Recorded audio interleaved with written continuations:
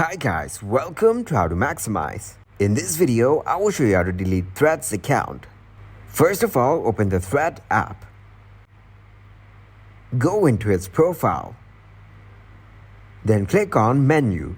Go to Settings from the top right corner. From here, click on Account. Tap on Deactivate Profile. To make sure you want to deactivate your account, click on Learn More from the instructions, which opens up a help center on Instagram. Scroll down to see the options to delete individual posts, delete your Instagram account. Close it, then open the Instagram app.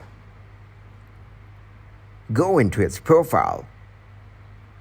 Click on Menu, then tap on Settings. From here, click on Account Center.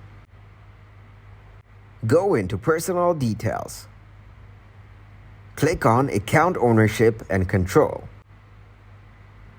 Then click on Deactivation or Deletion. Tap on your account. Choose to delete your account permanently. Then click to continue. Choose the reason or issue due to which you are deleting the account. Select the Something Else option.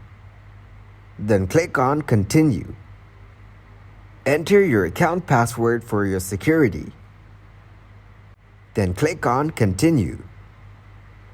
Thanks for watching, and please leave a like, subscribe, and share.